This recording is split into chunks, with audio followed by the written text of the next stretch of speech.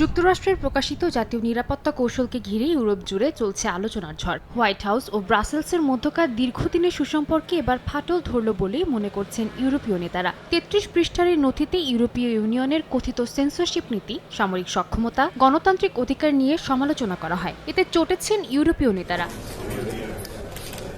যুক্তরাষ্ট্রের এই নথি প্রকাশের পর ইউরোপীয় কাউন্সিল সভাপতি আন্তোনিও কস্তা সোমবার প্যারিসে এক অনুষ্ঠানে বলেন, ইউরোপ ও যুক্তরাষ্ট্রের মধ্যে সম্পর্ক বদলে গেছে। সম্পর্ক যতই ভালো হোক না কেন, ইউরোপের অভ্যন্তরীণ বিষয়ে যুক্তরাষ্ট্রের হস্তক্ষেপ বরদাস্ত করবে না ইইউ। তার মতে, ইউরোপে কোন রাজনৈতিক দলের আধিপত্য থাকবে তা ঠিক করার অধিকার শুধুমাত্র তাদের নাগরিকদের রয়েছে। হোয়াইট হাউস কোনোভাবেই এ বিষয়ে সিদ্ধান্ত নিতে পারে না। এমনকি মত প্রকাশের স্বাধীনতা ক্ষতিগ্রস্ত হওয়ার পেছনে যুক্তরাষ্ট্রকেই দায়ী করছেন কস্তা। তার দাবি, প্রযুক্তি ক্ষেত্রে যুক্তরাষ্ট্রের একচেটিয়া আধিপত্য ইউরোপীয়দের তথ্যের স্বাধীনতা খর্ব করছে।